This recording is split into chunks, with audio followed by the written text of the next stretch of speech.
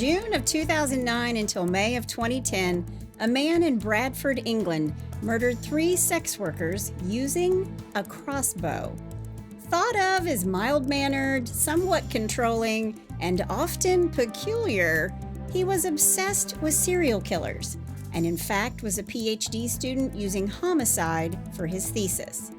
He was brazen, killing, dismembering, and yes, even eating some of his victims' flesh. Police had a difficult time finding clues that would ever lead them to the serial killer. That is until the murder of his final victim is captured on closed-circuit television. This is the story of Stephen Griffiths, the Crossbow Killer. Hey y'all, I'm Chris Calvert. And I'm her husband, Rob Podorf. Welcome to Hitched to Homicide. For better or worse. Till death do us part.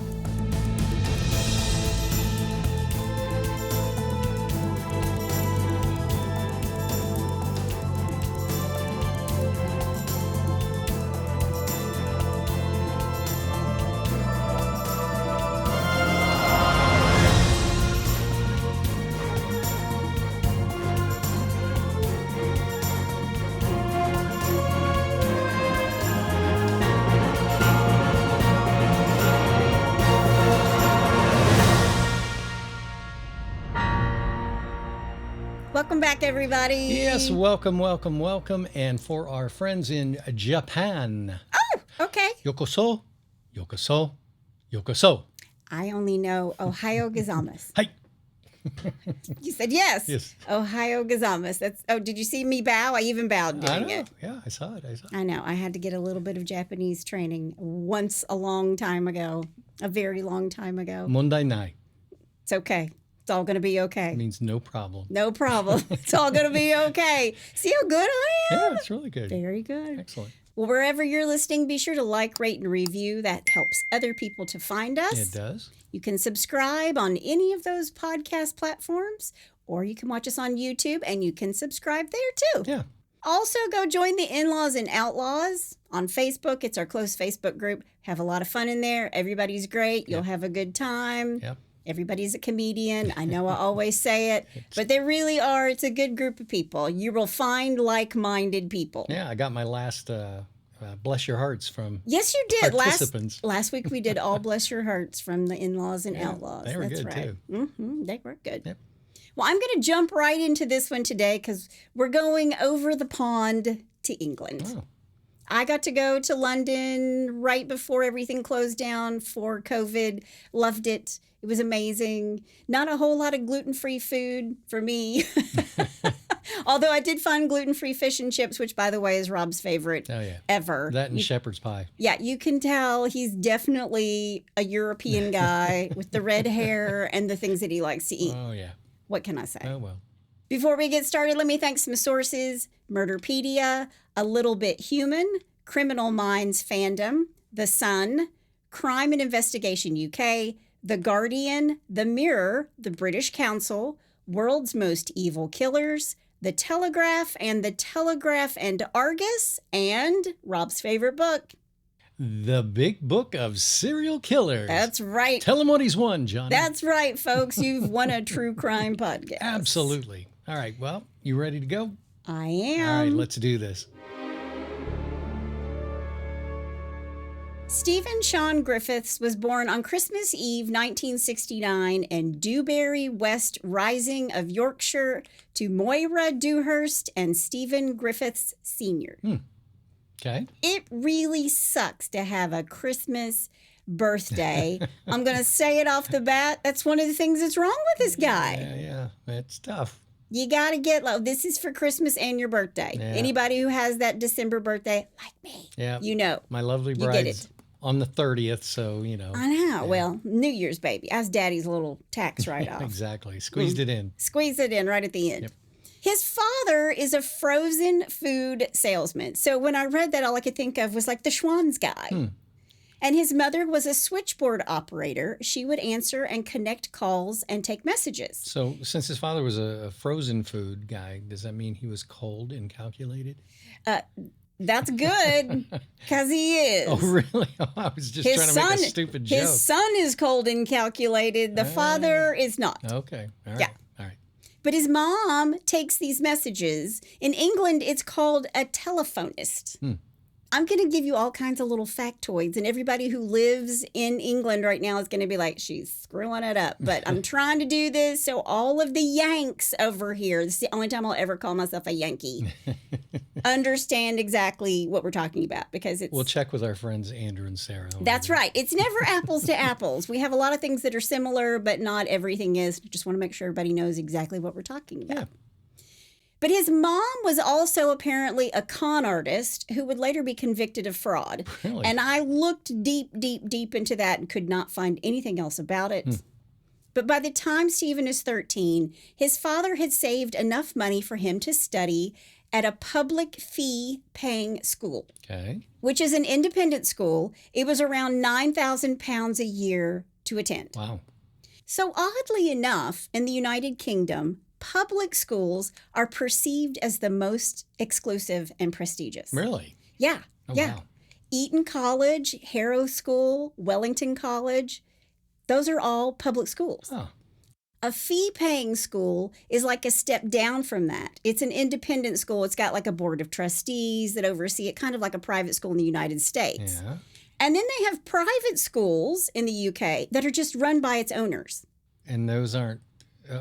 wow, that's like backwards from here. It's backwards, yeah. Wow. But what we call public school in the United States, they actually call a state school. Yeah. So there's that's one of your little lessons today. Okay. When Stephen is only 13, his parents split, and he and his siblings stay with their mother. He's got 2 siblings. Okay. Now, this doesn't set well with Stephen because he's really, really close with his dad. And when Moira starts turning tricks for money, Stephen had a strange and disturbing habit of watching his mother have sex with multiple men in the garden behind their home. Man. Yeah. Moira, I know. It's Moira. You got to love that. You got to love it. It's Schitt's Creek. You just can't get past it. It's Moira. Positively bedeviled with meetings, etc. One of the best characters ever in television. Never thought I'd hear that name again. Moira. As a teenager, Stephen liked to shoplift. He would steal from stores. He would steal from his classmates. And speaking of his classmates, they thought he was a little bit odd. Wow. I can't imagine why. And not just because he's watching his mom get it on in the garden behind. Yeah. Mary, Mary, quite contrary. How does your garden grow? No euphemism there. Yeah. But he liked to collect hunting knives. And he liked to talk about violence a lot. Wow. And he's a really smart kid, but his teachers and his classmates found him hard to get along with. And he's also being abusive to animals. Oh, man. Well, there's some foreboding right there. Yeah, I mean, we see this a lot in serial killers that they start with small animals. Yeah. And Stephen's no different. He leaves school before doing A-levels, which are like AP classes in the United States. High school, but taking university classes, but not at university. Okay. So he leaves school at the age of 16 before doing A-levels. Okay.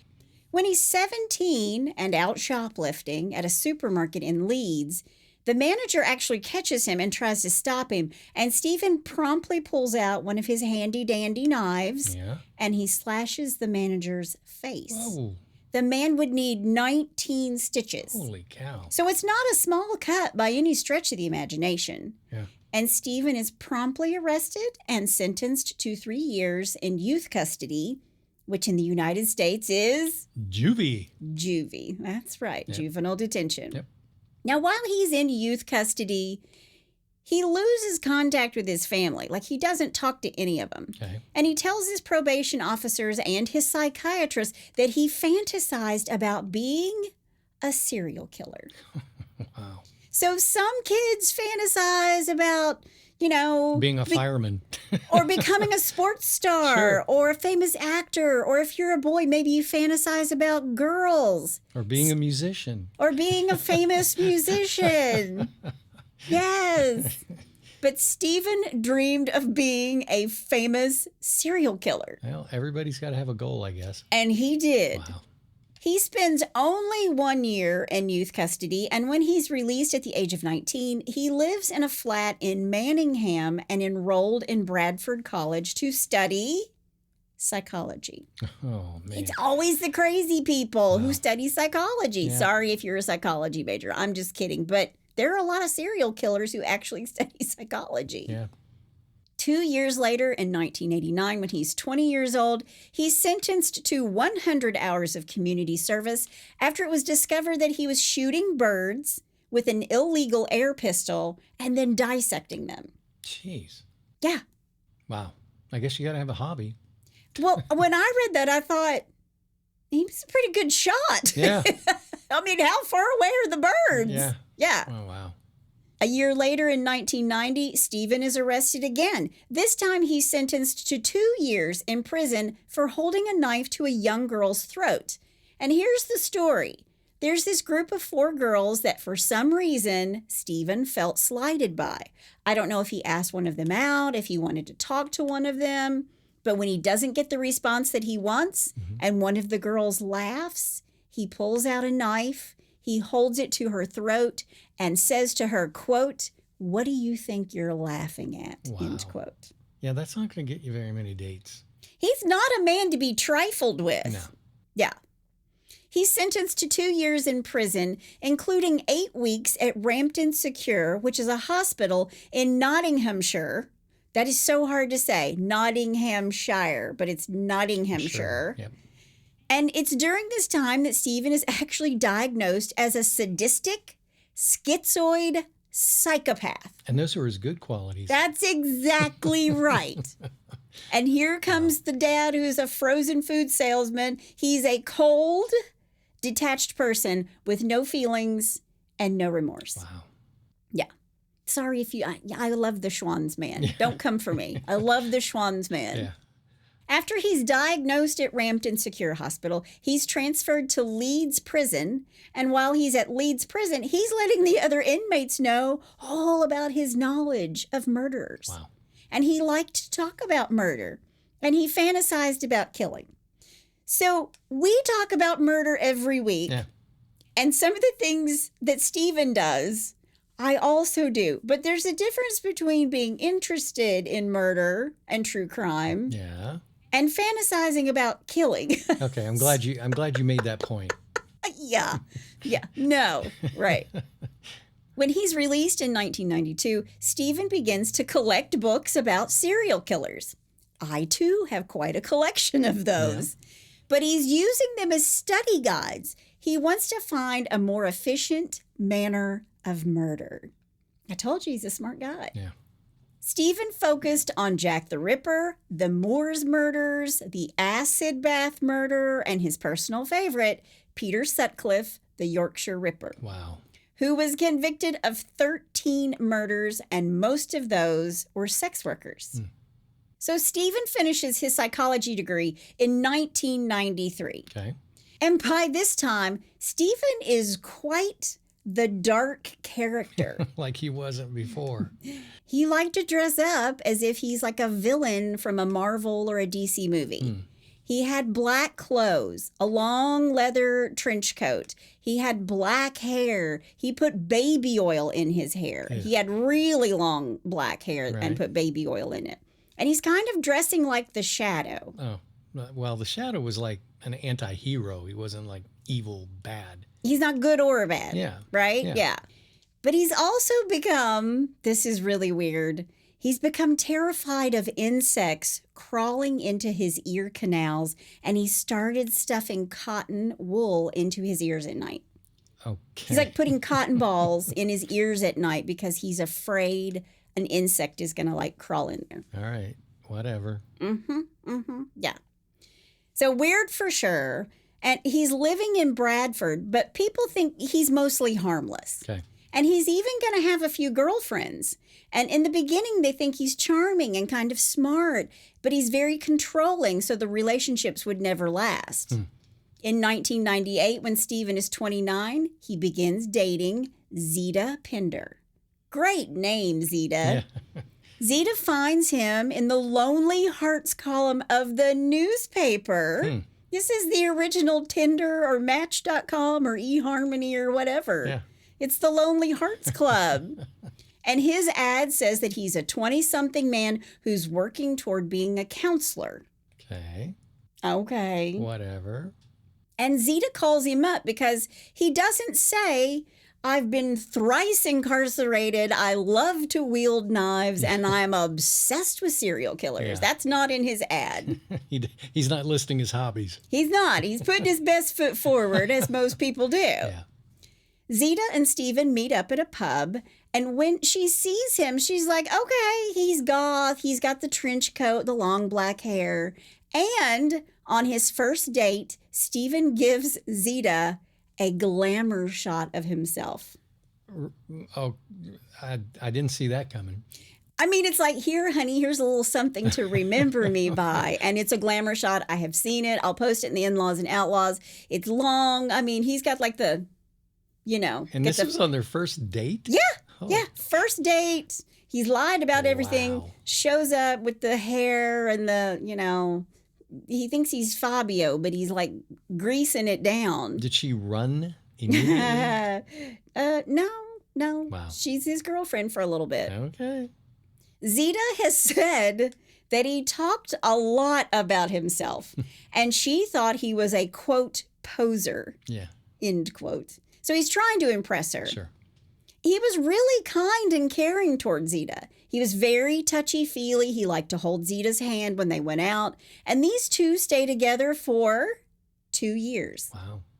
But soon, she finds out that he has been lying to her. So what do you think he's lying to her about? There's so many things to choose from. I couldn't begin to tell you.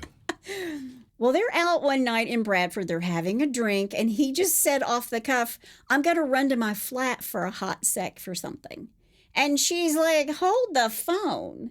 You told me you lived with your parents. And suddenly he confesses, yeah, I got a place of my own.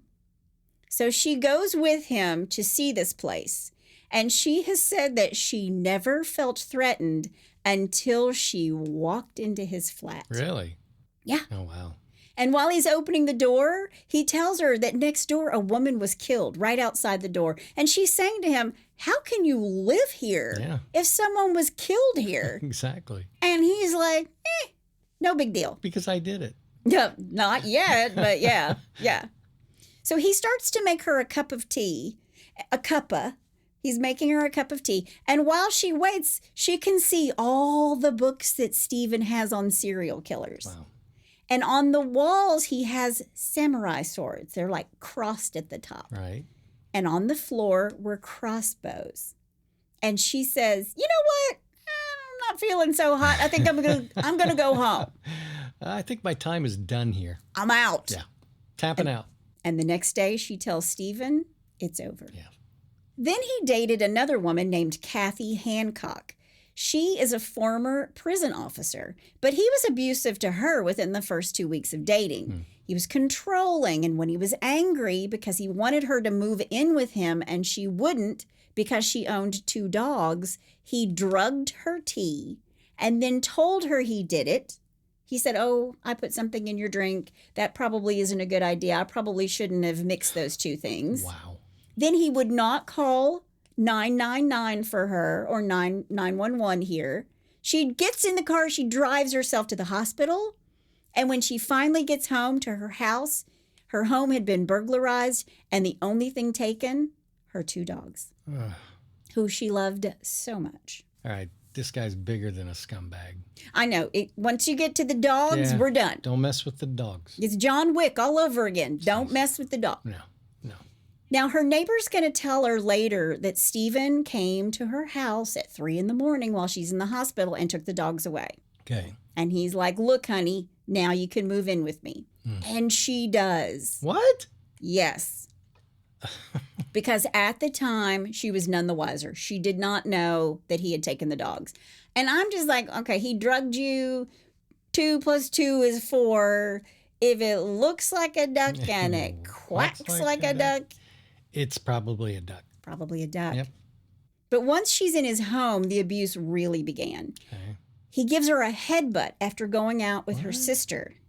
He punched her out, leaving her unconscious just because. Wow. And when this happens, a bottle breaks and her leg is cut. And while she's out cold, he just takes all her clothes off and puts her to bed. Jeez. And when she wakes up, they had a big fight. Yeah. And one reason he liked her so much was because she would fight with him. Right. Yeah. And to him, that was a thrill. Yeah. Some people thrive on conflict. Well, yeah, this guy's all over the board Yeah. because he likes to seem mild-mannered, and then he wants to be controlling, and then he's just abusive. Yeah. By 2001, Stephen turns 32, and he begins to drink a lot, and he starts using drugs. And Kathy's family is really worried about her because of the abuse. So Kathy went to the police, but then she got pregnant. But the pregnancy was an ectopic pregnancy, and she lost the baby. And Stephen took the positive pregnancy test stick, and he made a coffin for it. Wow. This guy's twisted. Twisted sister, man. Yeah. Wow. And at this point, she's like, I'm out. I'm out. She leaves him. She breaks up with him. But for the next 10 years, Stephen will stalk and harass Kathy. And according to Kathy, this is when Stephen started something really bizarre after they break up. He bought animals.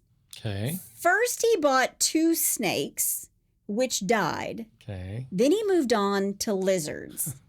He bought himself 2 lizards. One was a 4-foot-long monitor lizard. Wow.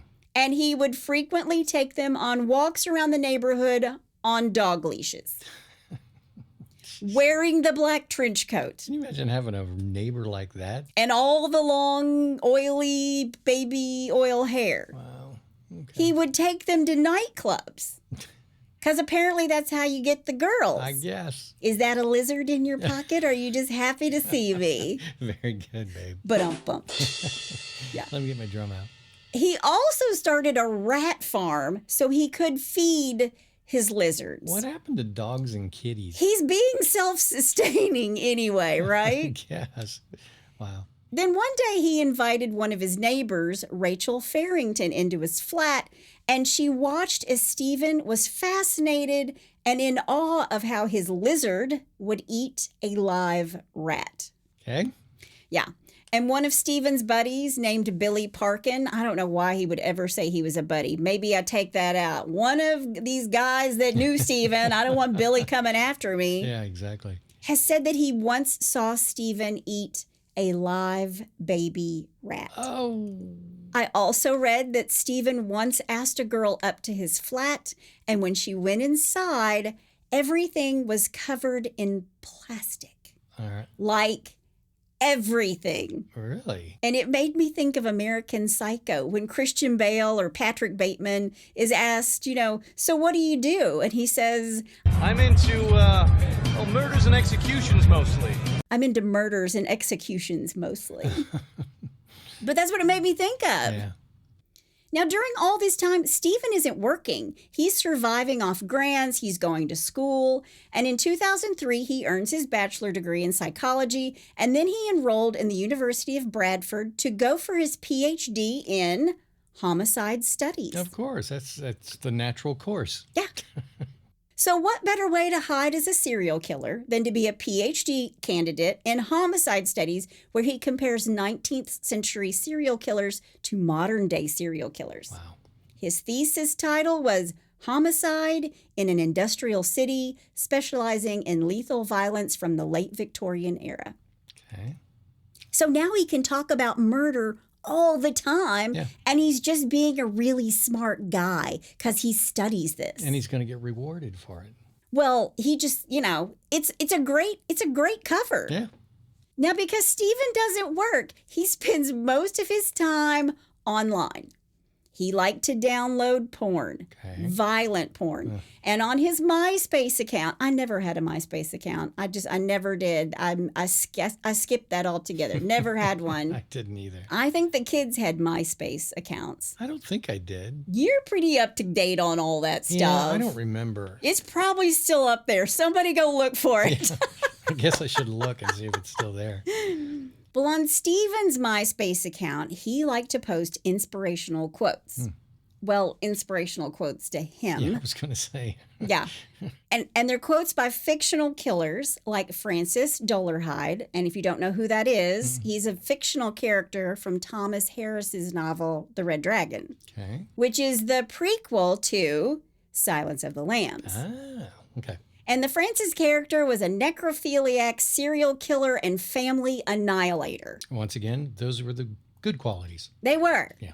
He killed entire families, this character does. And he's actually nicknamed the Tooth Fairy in the book because he comes for you at night. And he kills at the behest of his alternate personality. And he calls it the Great Red Dragon. Wow. And killing people or changing them allows him to more fully become the dragon. Okay. Stephen loves this. He wants to be a dragon.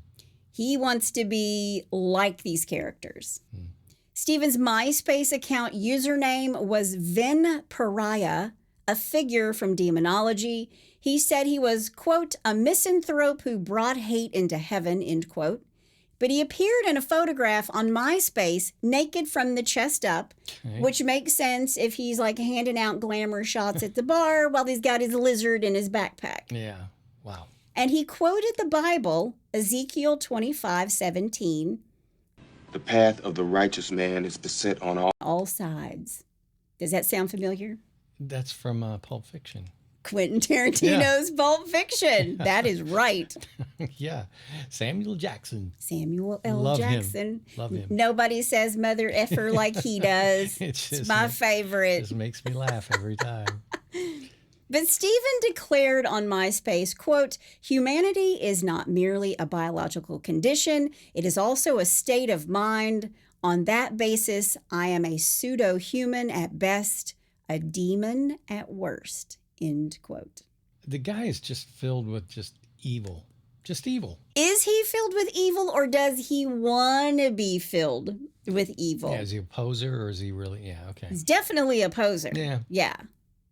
But this MySpace page seemed to be an expression of his violent alter ego. And this is the one that will eventually take action. And in fact, the night before killing one of his victims, he posted, quote, what will this pseudo-human do? One wonders. Poor Stephen pretended to be me, but he was only the wrapping. He knew towards the end that I supplied the inner core of iron, hatred bound tightly in flesh. At very long last, the time has come to act out, end quote. Wow. I mean, he's obviously looking for attention.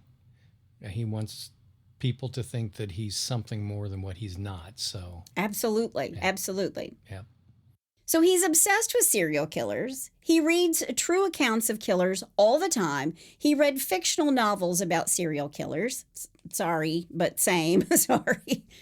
But Stephen liked to prey on the weakness of others, as most killers do. Right. I mean, we always say on the podcast, the weak impala of the herd. And in order to be around more and more weak impalas, he moved into a top floor flat in a converted Victorian textile factory on Thornton Road in Bradford in order to be closer to the sex workers.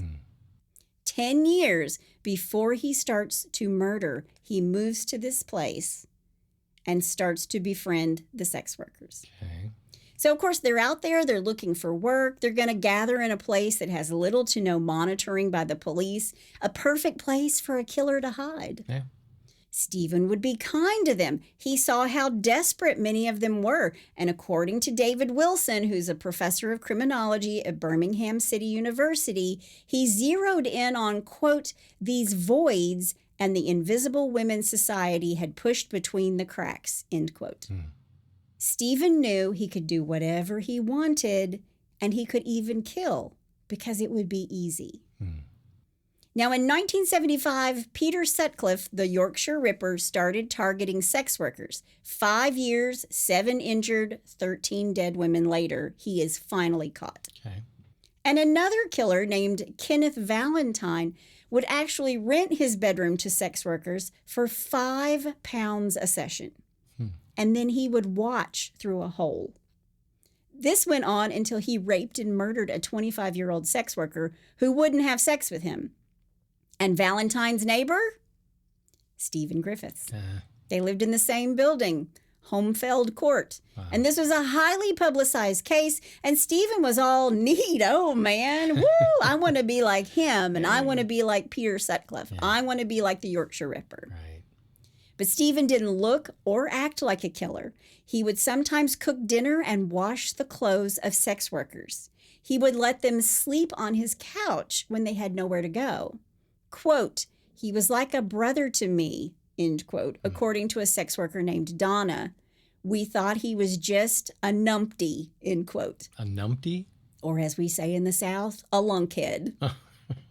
I've never heard that one. A numpty. He's a numpty. Commit that to memory. I will use that one again. Yep. So he's living among these sex workers. He's studying serial killers day and night in school, and he's in his own home. He's watching violent pornography. He's been diagnosed as a schizoid psychopath. What could possibly go wrong? Nothing good can come of this. And now we start. All right. Monday, June 22nd, 2009, 11:30 a.m.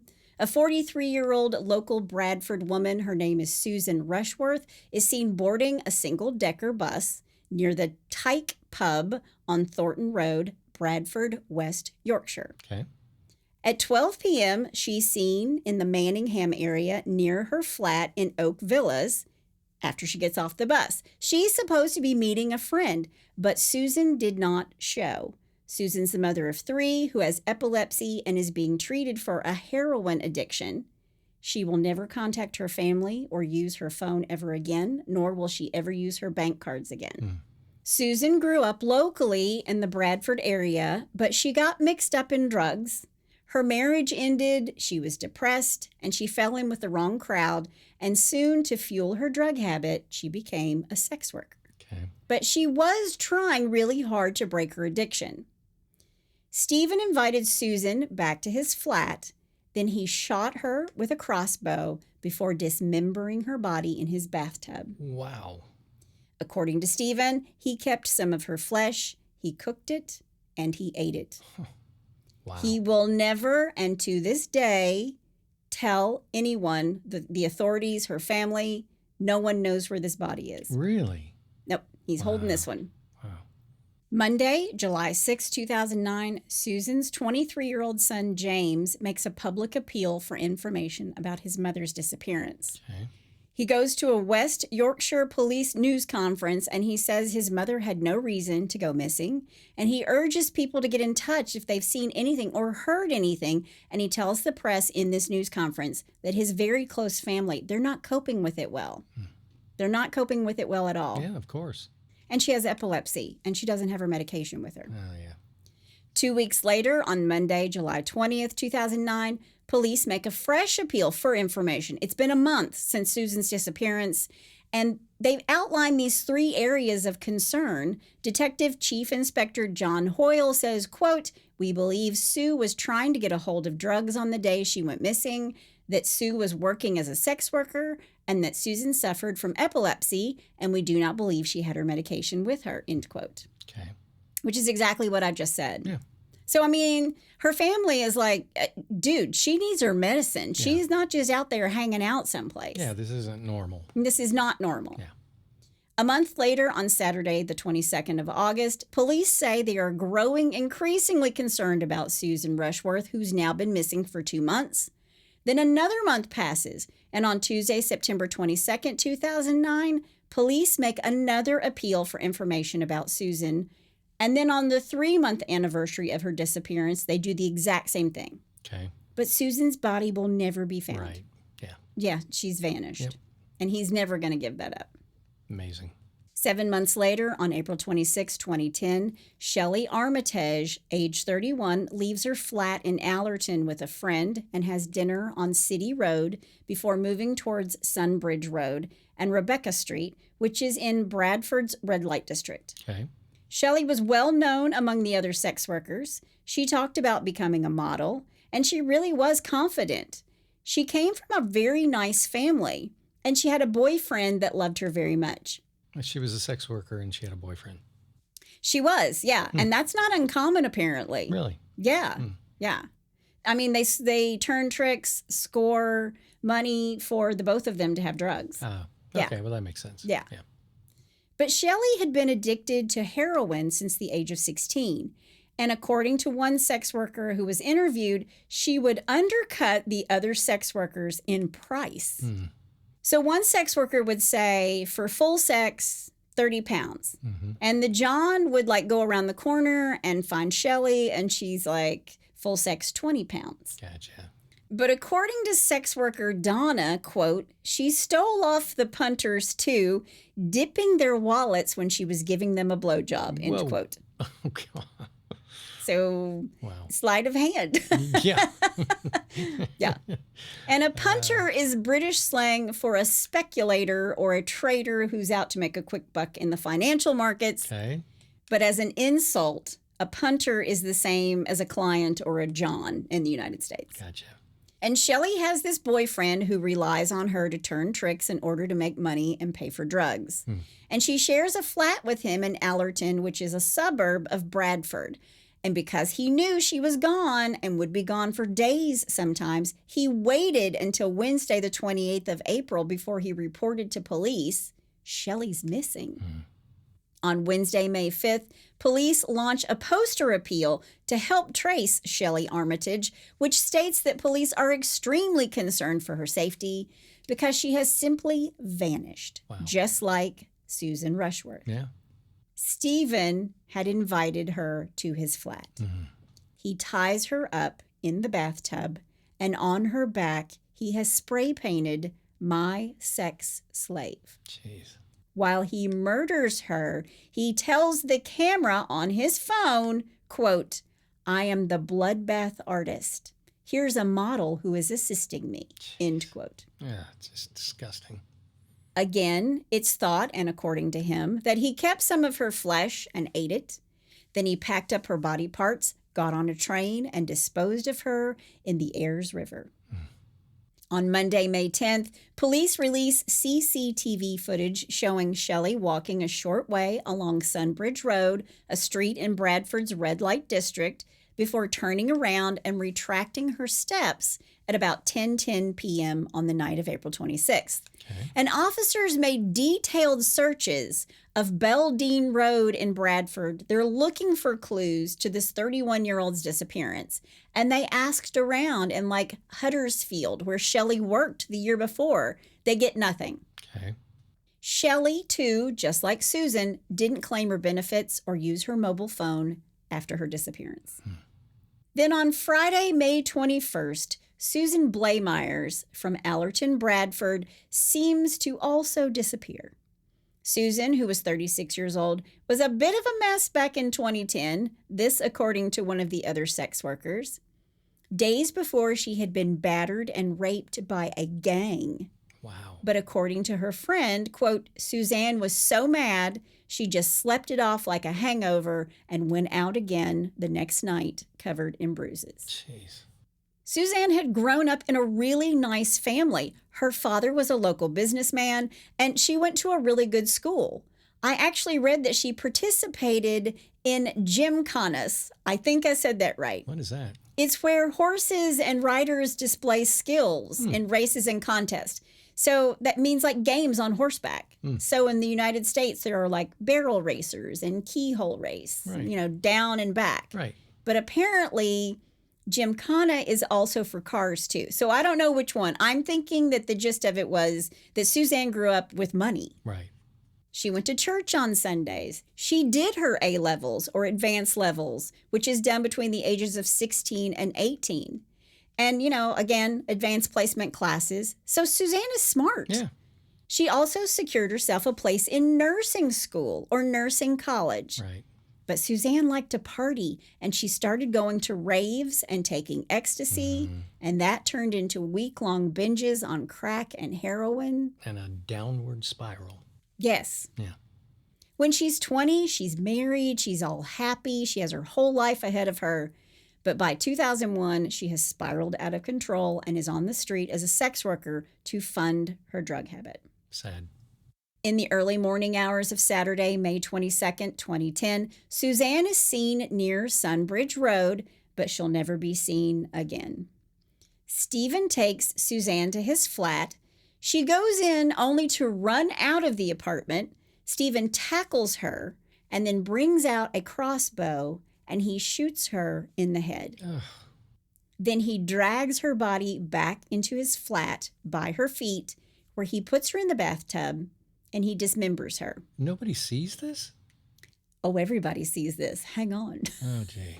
That's called foreshadowing. Okay. I didn't even have to whisper it. All right. Wait, let me do it.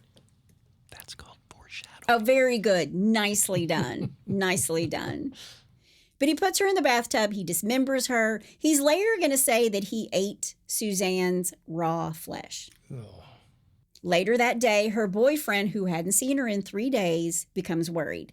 He calls Suzanne's mother and he says to the mom, I haven't found her. Right. And the mother says, we haven't heard from her either. We haven't heard from her in weeks. Yeah. And the family actually contacts the police. Okay.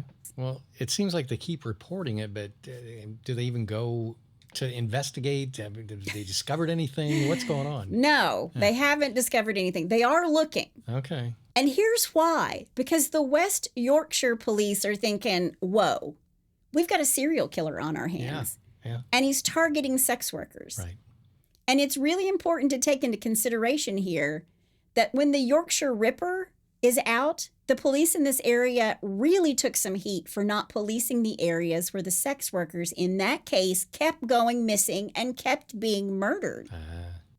So this time, with a new policing system in place, including a dedicated vice squad and a computerized cross-referencing system called HOLMES, Home Office Large Major Inquiry System. As in Sherlock? Yes. Okay. I know, right? Yeah. Very clever. So police get to work. And even as they searched their DNA databases and sex offenders registers, another rape gang happens. And this time, it's the 20-year-old daughter of 43-year-old Susan Rushworth, who went missing on June 22nd, 2009. The very first woman who went missing, her 20-year-old daughter is raped by a gang. Wow. She's robbed and raped. Jeez. As if that family didn't have enough going on. Yeah. So police know they're missing 43-year-old Susan Rushworth, who disappeared on June 22nd, 2009, 31-year-old Shelley Armitage, who went missing on April 26, 2010, and 36-year-old Suzanne Blaymeyers, who just been reported missing by her family. Okay. Now, I believe, and Rob knows this about me, I believe in divine intervention. Mm-hmm. The happenstance of being in the right place at the right time, or not being there, or feeling like you should do something, or be somewhere, or call somebody. Should always listen to those instincts. Right. On the morning of Monday, May 24th, 2010, Peter G., the Homefield court caretaker, decides he's going to look through the CCTV from their private security cameras and see what happened over the weekend. Uh-oh. And what does he see? I bet Stephen may have something to do with this. In the early morning hours of May 22nd, he watches a woman being led down the hallway to Stephen Griffiths' flat, number 33, and then a few moments later, she's running from the flat, clearly terrified for her life. Stephen chases her, and he's holding in his hands a crossbow. Oh. And he has a wild look on his face. Wow. He tackles her to the ground, and then he shoots her at point-blank range in the head with the crossbow. And they've got, this is all on video. This is all on video. Wow.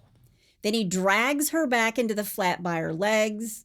It's Stephen Griffiths. Wow. Now, here's where it just gets crazy.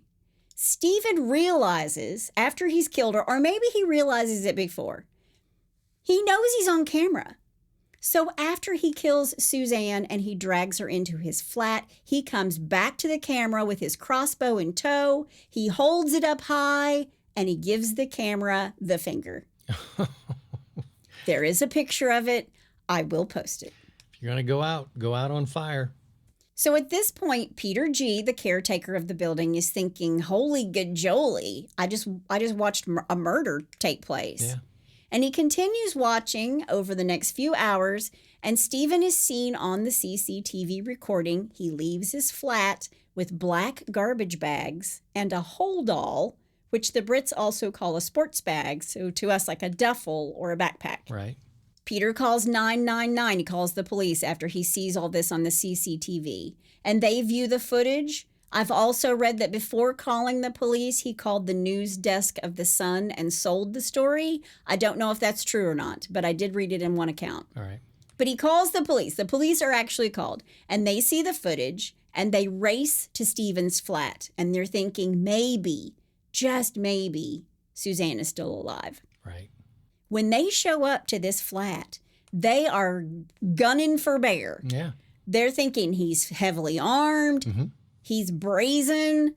But when they burst through the door, 40-year-old Stephen Griffith gives himself up and tells the police that he is Osama bin Laden. That came out of like left field, right? Once again, didn't see that one coming. Didn't see that one coming. Wow. And it's May of 2010, and bin Laden, he's not taken out by SEAL Team 6 until May of 2011. Right. So a year later. Wow. So bin Laden is actually still alive when Stephen is saying, I am Osama bin Laden. I'm rolling my eyes. Okay, whatever.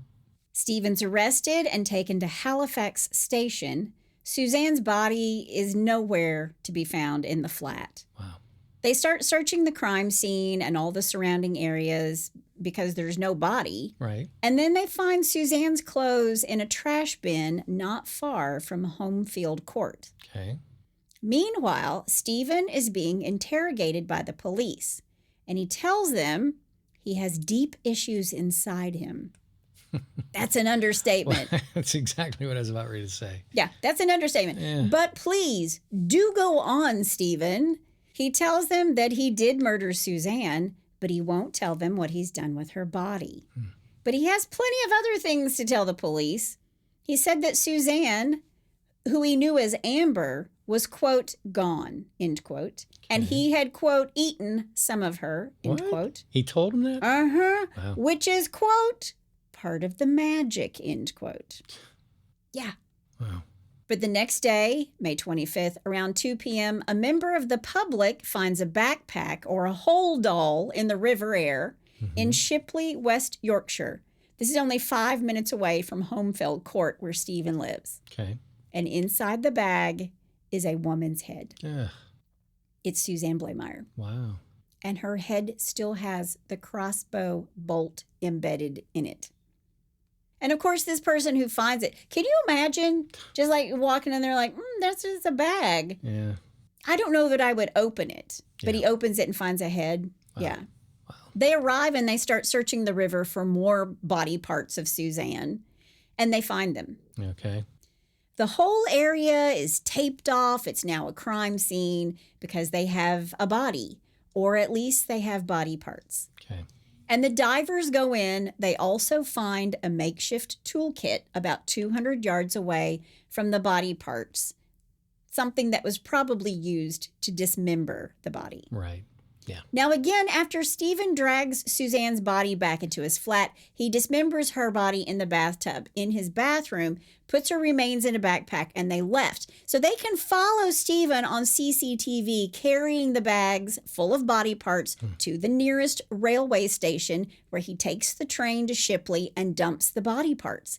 He takes the body parts on the train. On the train. Wow. And it's not the first time he's done it. Man. Meanwhile, back at the Halifax police station, they continue to question Stephen, and voluntarily he brings up the names of Susan Rushworth and Shelley Armitage. Wow, he just gives it up. Gives it up. It's like he's proud.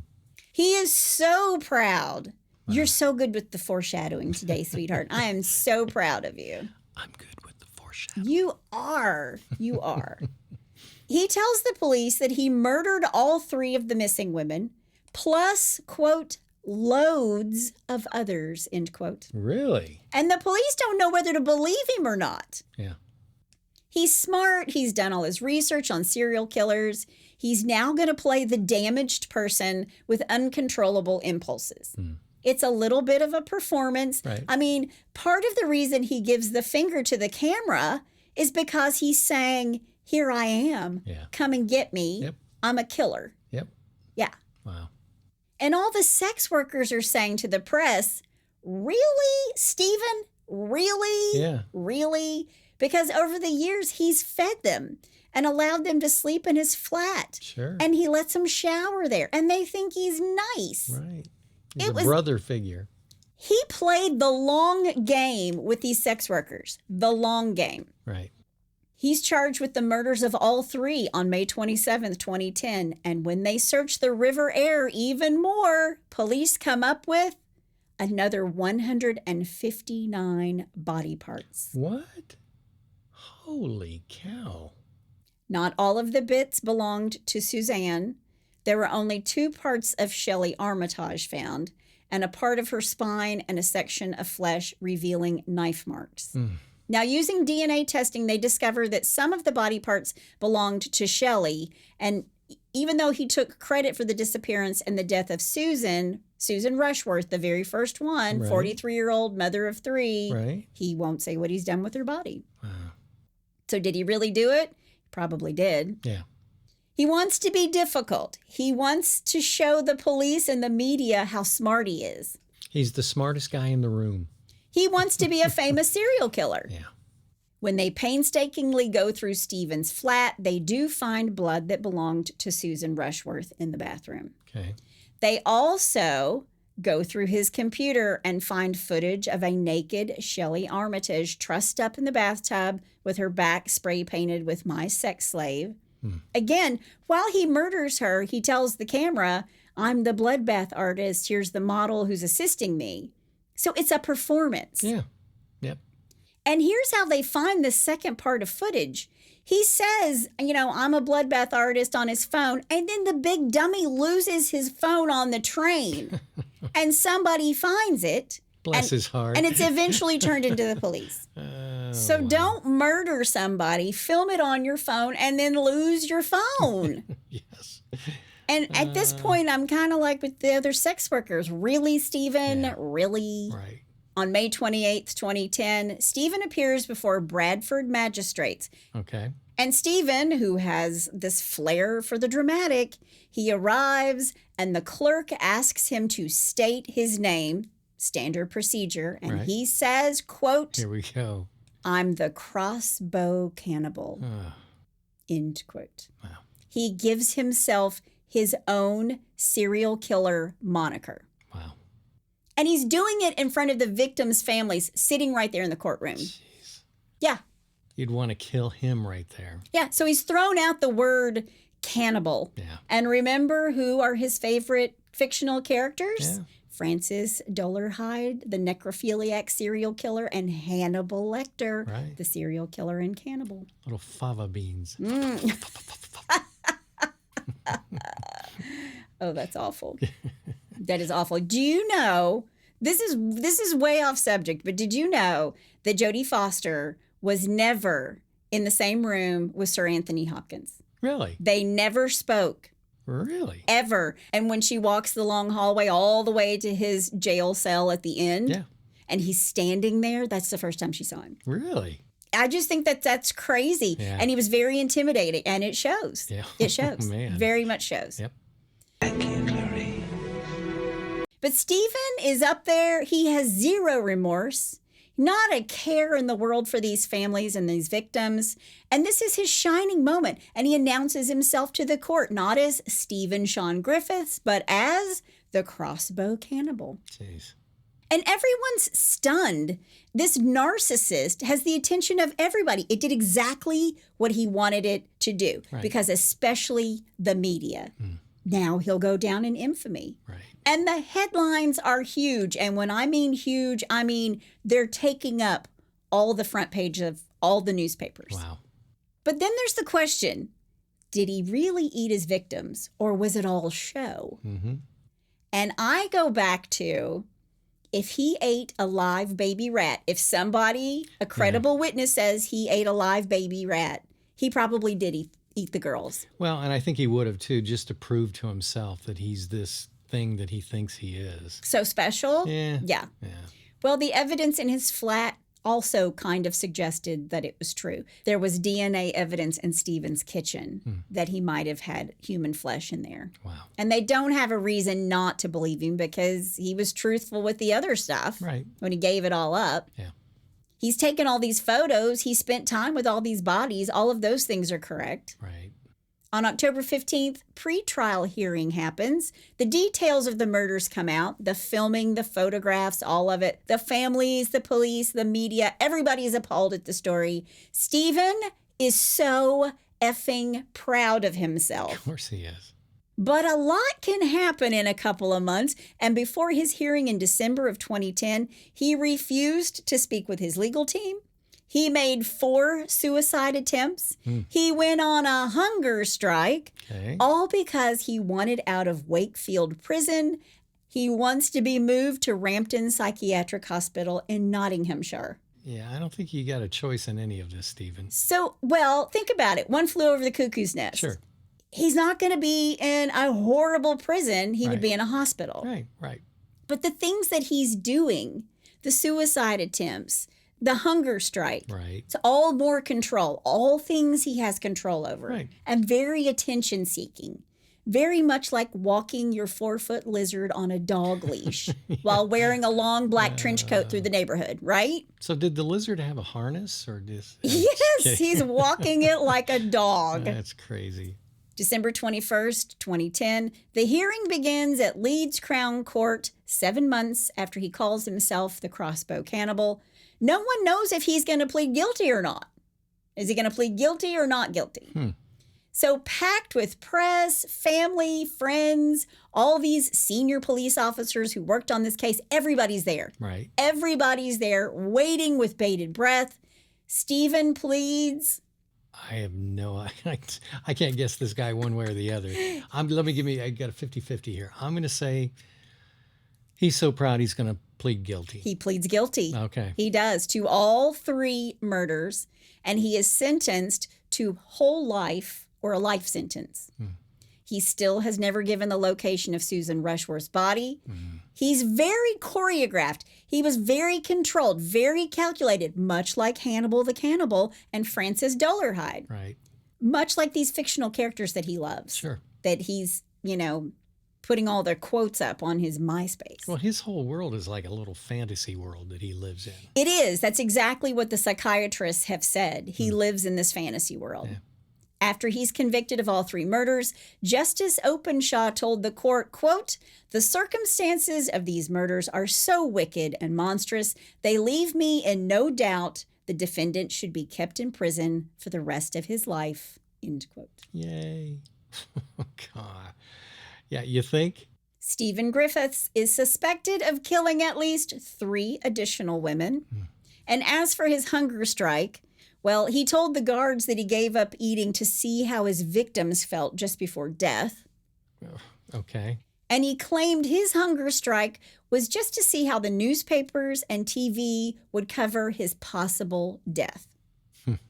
He only wanted to know how far he could go and see how his victims felt. Wow. Now, I don't know how starving yourself is the same as dismembering somebody, Stephen. Yeah. But okay. Yeah. Whatever. Stephen had a scrambled egg and orange juice to end his hunger strike at Wakefield Jail. And according to the guards, he thought he'd set some new record for a hunger strike. He did not. No. It's all about him. Yep. According to Stephen himself, quote, "I'm a misanthropic. I don't have much time for the human race," end quote. Nor do we have much time for you, Stephen. I was going to say the exact same thing. May you rot in hell with your demon friends. Yeah, exactly. Hope you got a fan.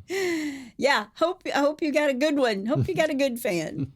But that is the story of the Crossbow Cannibal, Stephen Griffiths. And that's all I have to say about that.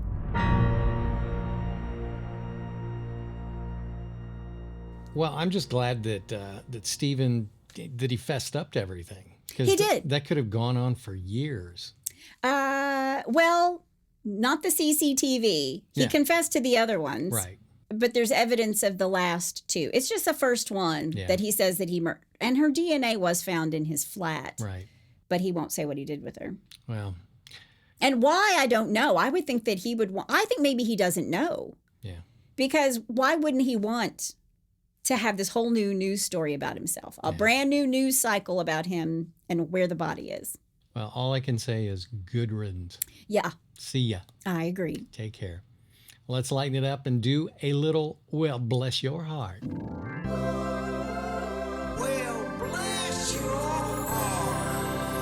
All right, we're going to start off this week with, excuse me, sir, I think you dropped this. Excuse me.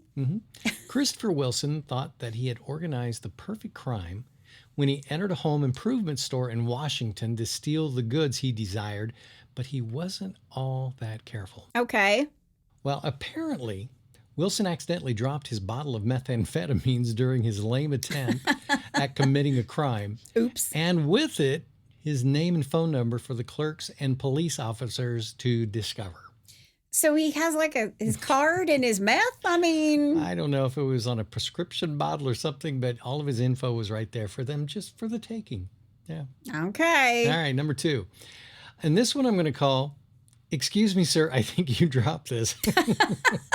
Okay. An 18-year-old Take 2. Yeah, an 18-year-old teen named Stephen Diaz from Pasadena, California, wanted to have drinks with friends and passed by Vaughn's supermarket to shoplift a bottle of wine. Vaughn's. I've been in a Vaughn's before. Me too. Yeah. As the teen tried to get away from the shop, he punched a security guard, Oops. dropped his wallet, his ID, and worst of all, the wine. I was going to say dropped it all. Everything. Of course, he was easily tracked down by the police and arrested shortly after his stupid actions. Oops. All right, number 3. I'm going to call this cleanliness is next to godliness. Okay. A really weird dude once raided a house in Texas. Wait, a really weird dude? That's how you're starting this? Yep. Okay. A really weird dude once raided a house in Texas at 4 a.m. and naturally scared the hell out of the owner, who fled immediately, calling the police. Okay. When the officers arrived on the scene, they couldn't believe their eyes. They were surprised to find that the intruder hadn't stolen or broken a thing other than the door, and that all he wanted apparently was a warm bath. Oh, I thought you were going to say something to eat. No, he just wanted a warm bath. Ooh, That's all he did. that's going to leave a ring. Oh, That's my going to leave a mark. Yeah, get the Clorox out. Ugh. Oh. All right, and our last one, I'm calling this, look up Gullible and you'll see her right there. Oh, okay. Back in March of 2016, the Granite Shoals Police Department in Texas issued a very special warning on its Facebook page that declared, if you have recently purchased meth or heroin in Central Texas, please take it to the local police or sheriff's department so it can be screened with a special device. Do not use until it has been properly checked for possible Ebola contamination. It's a trap. You think? Yeah. Yeah. The message, of course, was a ruse. Regardless, concerned citizen Chastity Hobson reportedly did her duty by bringing her sample of an illegal substance Oh, to be examined. Chastity. Hobson was promptly arrested and held on $5,000 bond. So there you go. That's- Bless their hearts. Unless it says amnesty on my it, God. that means, because don't they have like those days where you can drop off drugs, you can drop off weapons, Yeah. Ebola? Not so much. Not so much. Is my meth clean? Can you check it for me? Jeez. Whatever. God love her. Bless her heart. Well, if you have a bless your heart, you know somebody who's dropping their meth in the middle of the hardware store, you can send it to us. Go to hitchedtohomicide.com. There's a pull-down menu. You can also suggest a case. Yeah. We love that. Yes, we do. That's all we have this week. That's my amazing husband out there. And that's my beautiful bride in the booth. Join us next time on Hitched to Homicide. Bye, y'all.